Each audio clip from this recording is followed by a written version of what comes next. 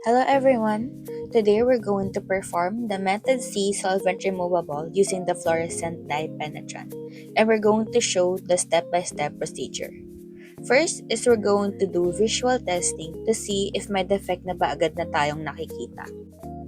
Then proceed tayo sa pre-cleaning. Hindi dapat directly ang pag-spray ng cleaner, and we need to remember na dapat malinis muna ang surface ng bakal na itetest natin para matanggal ang contaminants at maiwasan ng false indication. And remember na dapat one direction lang lagi ang pagwawipe kasi pag pabalik-balik or paikot-ikot, pwedeng ma-retain sa surface ng bakal yung contaminants. After that, proceed tayo sa application ng fluorescents.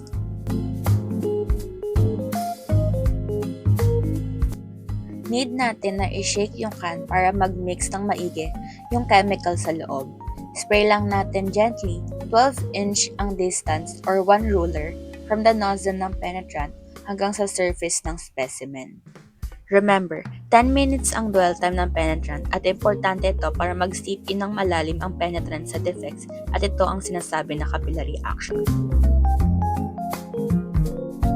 Next naman yung excess penetrant remover. Gagamit tayo ng cleaner para matanggal ang excess na penetrant. Using UV light, makikita natin yung defects, parang naka-highlight siya after ma-wipe out yung excess.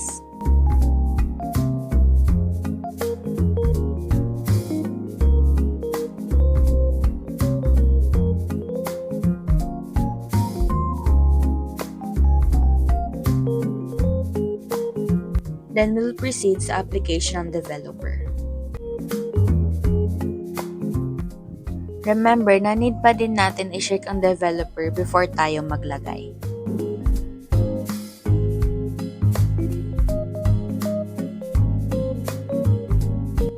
Then after 10 minutes dwell time, very visible na yung indication at highlighted na siya.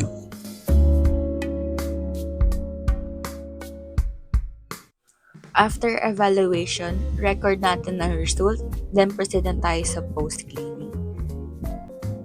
Dito, actually, pwede na natin i-spray yung cleaner directly sa test specimen.